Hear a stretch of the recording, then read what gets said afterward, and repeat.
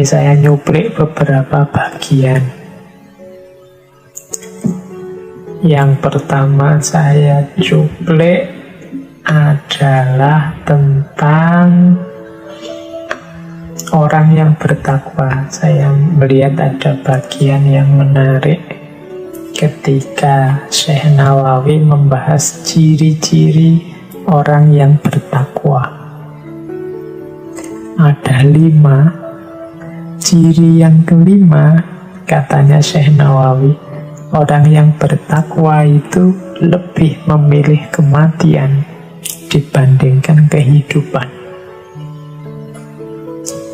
Istilah mati sebelum hidup atau mati di dalam hidup dan seterusnya ini kan sering kita dengar dalam ajaran-ajaran para sufi.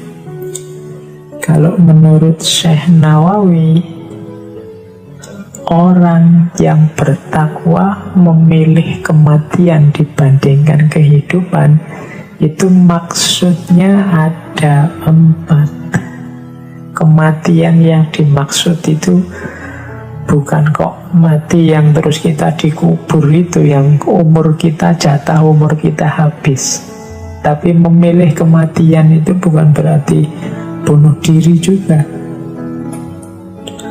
Jangan-jangan teman-teman mengartikannya, wah milih kematian berarti tidak mau kerja, milih kematian berarti bunuh diri. Pak, enggak. Kematian menurut Syekh Nawawi itu ada 4 kategori kematian dalam rangka sebagai cirinya seorang yang bertakwa. Yang ini pakai simbol-simbol warna. Ada mautun ahmar. Mautun ahmar itu kematian merah. Ada mautun abiyat.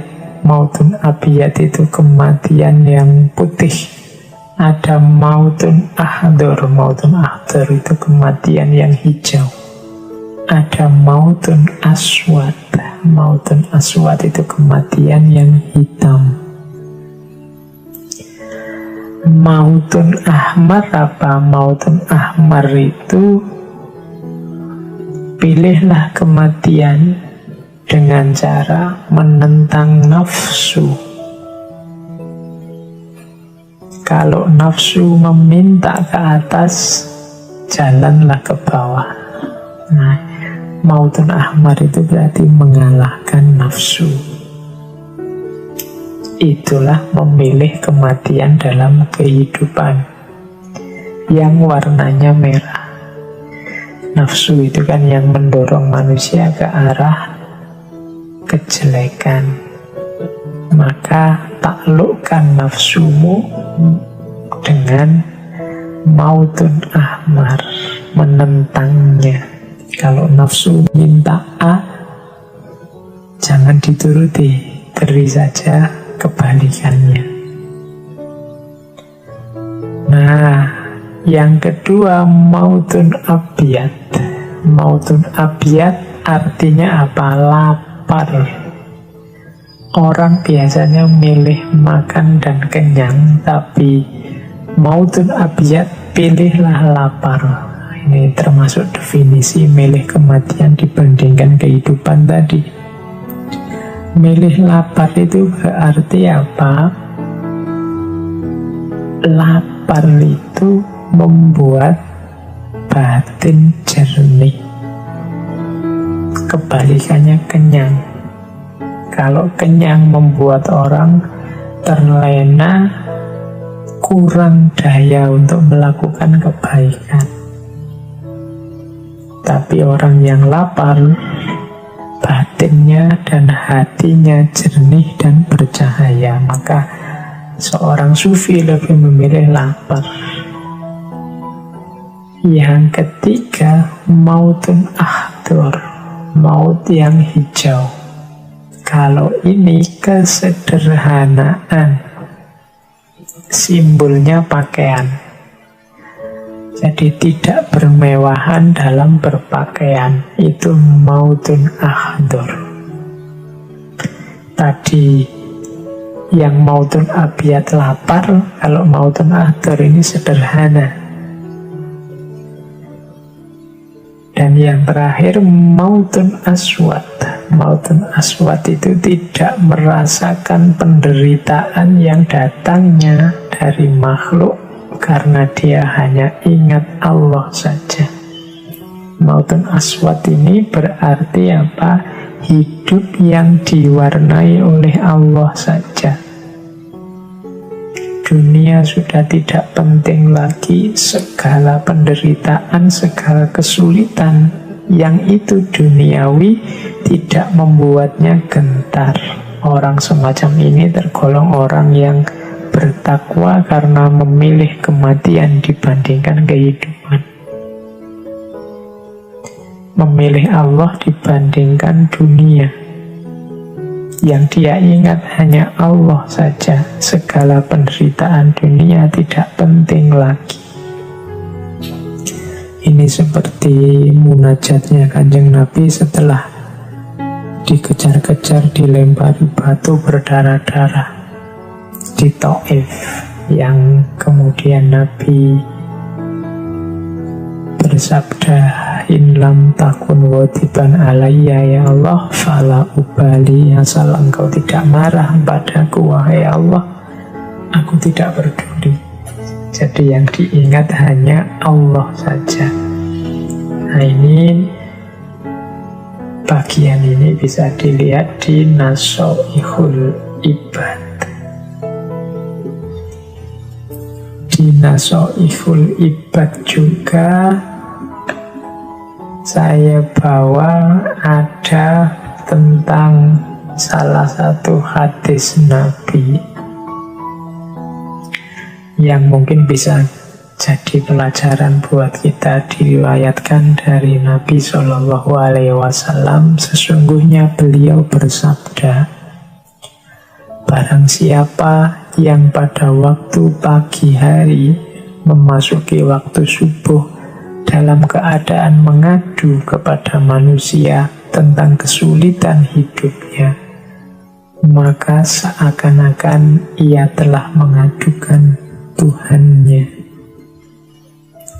Sesungguhnya pengaduan selayaknya hanya kepada Allah, karena pengaduan kesulitan hidup kepada Allah termasuk doa.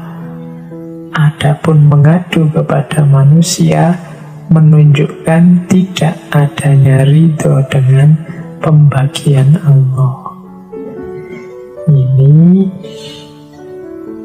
sabda Nabi yang mengingatkan kita, satu-satunya tempat kita mengadu dalam hidup itu ya Allah. Kalau kita mengadu ke manusia, itu menunjukkan sebenarnya kita tidak ridho kepada ketetapan Allah. Beda dengan kalau kita mengadu pada Allah. Kalau kita mengadu pada Allah, itu sebenarnya mirip seperti kalau kita berdoa meminta sesuatu kepada Allah. Jadi jangan mengadu pada manusia, karena hal itu membuktikan engkau sebenarnya sedang tidak ridho dengan pembagian dari Allah. Mengadulah pada Allah, karena itu menunjukkan engkau sedang berdoa kepadanya. Ini nasihat dari Nasoihul Ibad. Silahkan nanti dicari bagian itu di Nasoihul Ibad. Nah, dari Nasoihul Ibad juga ada beberapa cerita. Mungkin teman-teman sudah capek malam ini mendengarkan saya ngomong tentang beliau, Imam Nawawi Al-Bantani.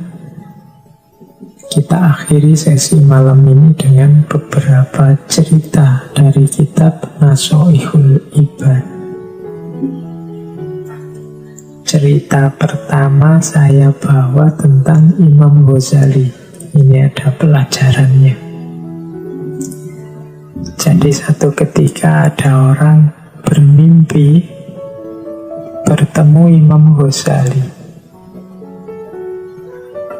Orang ini terus bertanya pada Imam Ghazali, "Wahai Imam, sampean dapat balasan apa? Apa yang Allah lakukan atas Anda?" Ini karena Imam Ghazali ini kan manusia yang luar biasa, dapat gelar Hujatul Islam, manfaat karyanya tidak henti-henti sampai sekarang, memberi manfaat pada orang lain. Menurut logika kita itu pasti beliau ini sudah mendapat tempat terbaik di sisi Allah. Terus makanya orang yang dalam mimpi bertemu beliau ini tanya seperti itu. Tapi Imam Ghazali menjawab, Allah menghadapkan aku kepadanya, lalu menanyakan padaku, dengan pahala apa aku menghadapnya. Lalu aku sebutkan berbagai amal perbuatanku yang baik. Dia berfirman, aku tidak menerima semua itu. Aku hanya menerima satu amalmu pada suatu hari. Ketika itu ada seekor lalat yang hinggap di tinta kolammu untuk minum. Sedangkan saat itu engkau sedang menulis. Kemudian engkau berhenti menulis untuk memberi kesempatan lalat itu minum. Karena kasih sayangmu terhadapnya, aku mengasihimu. Kemudian Allah berfirman, bawalah hambaku ini ke surga. Cerita ini indah. Ada dua pesan utama menurut saya dari cerita di Nasoihul Ibad ini. Yang pertama, jangan menyombongkan amal, jangan membanggakan kebaikan. Karena sebaik apapun, semulia, setinggi apapun amal baik kita, yang menerima atau menolak amal itu Allah. Allah yang lebih ngerti. Kadang-kadang kita menganggap satu amal ini sudah top, sudah baik, sudah luar biasa. Bisa saja Allah tidak menerima. Kalau dari cerita ini, Imam Ghazali dengan segudang prestasi, setinggi itu kemanfaatan untuk manusia, ternyata disebut satu-satu oleh Imam Ghazali, mungkin ini. Allah malah berfirman, tidak ada satupun yang aku terima. Mungkin dengan bahasa yang lain, aku tidak tersentuh terhadap satupun amal yang engkau sebut. Tapi ketika ada seekor lalat hinggap di tinta, saat itu engkau sedang asik menulis, kemudian engkau hentikan aktivitasmu menunggu agar lalat ini sampai kenyang dan pergi, baru engkau melanjutkan nulis. Nah, ini Allah menganggap karena kasih sayangmu itu, aku pun mengasihimu. Jadi pelajaran pertama tadi, jangan menyombongkan amal, jangan membanggakan amal.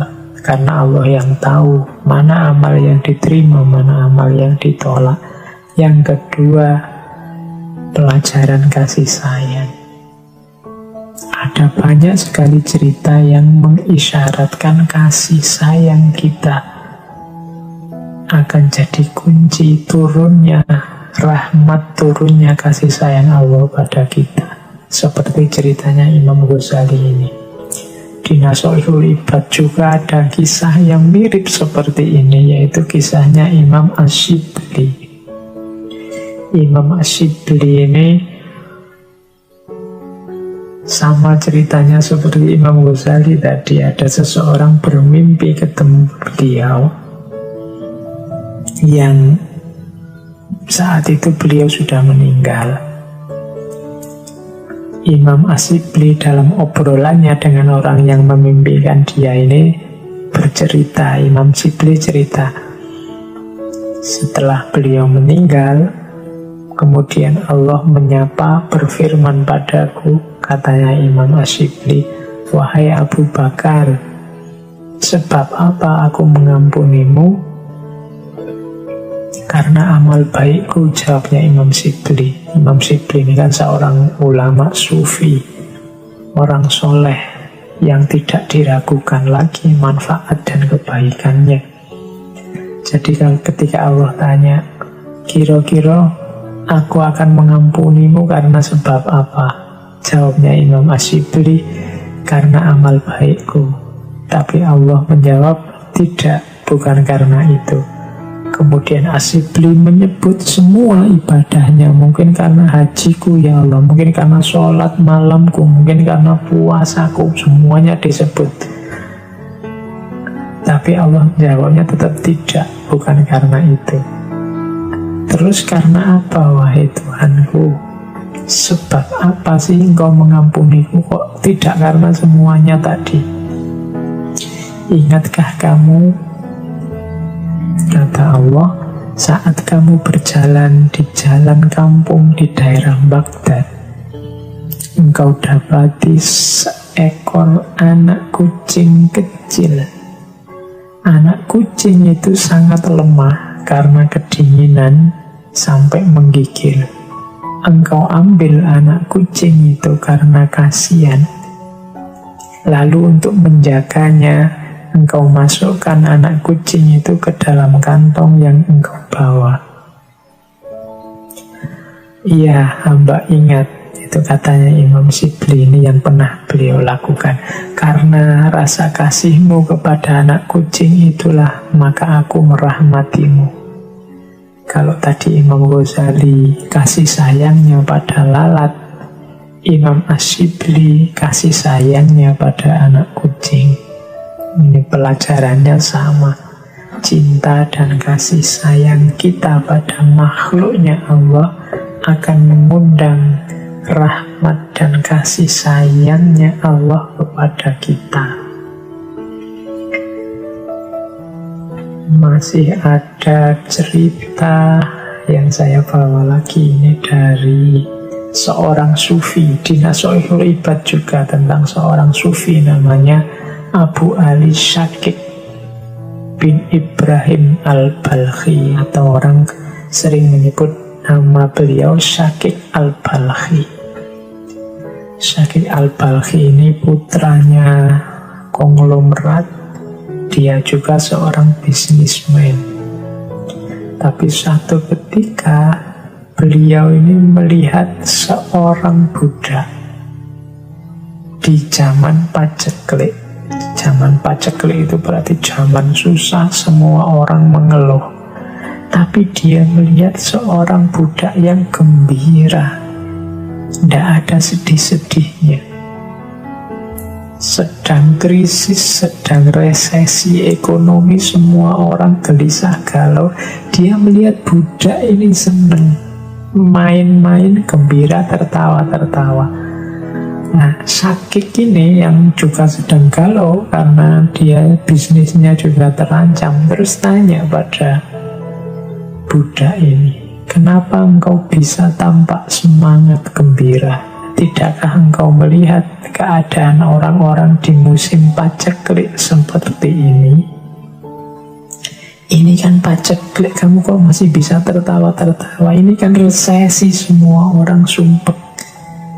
Katanya budak itu, saya tidak perlu merasa susah dengan muslim paceklik ini, karena Tuhan saya mempunyai ladang yang bebas untuk kami ambil apa saja yang kami butuhkan. Jawaban ini membuat Shakik kaget, terus sadar jika tuannya hanya memiliki ladang, sedangkan tuannya adalah juga makhluk yang miskin, dan budak itu tidak bingung masalah rezekinya karena bersandar pada tuannya. Maka bagaimana seorang muslim seperti aku memusingkan soal rezeki, sedang Tuhanku adalah Tuhan yang maha kaya. Jadi budak ini merasa gembira, tidak ada sedih-sedihnya meskipun resesi, karena dia percaya pada tuannya yang punya ladang, yang ladangnya bebas diambil kapan saja. Membuat Syakik Al-Balkhi ini sadar, layo, dia hanya tuannya. Padahal tuan yang dia sandari ini hakikatnya juga miskin juga kalau dibandingkan tuanku, yaitu Tuhanku yang maha kaya. Bagaimana aku bisa sedih urusan bisnis macet, urusan resesi, urusan rezeki yang tidak lancar?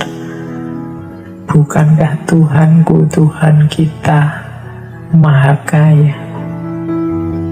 Kita bersandar pada Tuhan yang maha kaya, yang membebaskan kita mengambil apa saja yang kita butuhkan di muka bumi ini. Maka dari situ Syakik Al-Balkhi terus sadar, terus meninggalkan semua hartanya, menempuh jalan sufi. Karena dia sekarang sadar sandarannya adalah Tuhan yang maha kaya. Tidak pantas lagi dia sedih, dia gelisah soal rezeki. Nah, itu cerita yang lain dari Nasoihul Ibad. Masih banyak sebenarnya cerita-cerita, tapi menurut saya silahkan bagi teman-teman yang tertarik, ya silahkan dikaji, ikutilah ngaji beliau-beliau, para ustadz, para alim, para ulama. Bahkan mungkin di banyak pesantren kitab ini masih dikaji. Silahkan diikuti Nasoihul Ibad yang ditulis oleh Syekh Nawawi Al-Bantani. Baik teman-teman, saya kira itu dulu ya, sedikit pancingan-pancingan, sedikit kita tengok kitab-kitab karya-karya Syekh Nawawi Al-Bantani. Paling tidak malam hari ini kita tahu semacam itulah kira-kira beberapa gagasan tasawuf dari Syekh Nawawi Al-Bantani. Bagi yang tertarik dengan beliau ini, ya silahkan diperdalam. Beliau tidak cuma expert di bidang sufi, tasawuf, tapi juga punya banyak karya di bidang fikih, punya banyak karya di bidang hadis, di bidang akidah, dan lain sebagainya. Konon karya beliau jumlahnya bahkan sampai 115 judul kitab. Oh, itu lebih banyak jumlah kitab beliau, jumlah karya beliau kalau dibandingkan usia beliau sendiri. Jadi ini menunjukkan memang beliau orang yang dianugerahi oleh Allah kemampuan, dianugerahi oleh Allah dengan kepandaian, kecerdasan, sehingga mampu melahirkan banyak karya. Yang ini harusnya menginspirasi kita, membesarkan hati kita sebagai bangsa Indonesia, bahwa nenek moyang kita, kakek nenek kita dulu adalah orang-orang besar yang disegani, dihargai. Levelnya tidak cuma nasional, tidak cuma Nusantara, tapi juga internasional, diakui di mana-mana.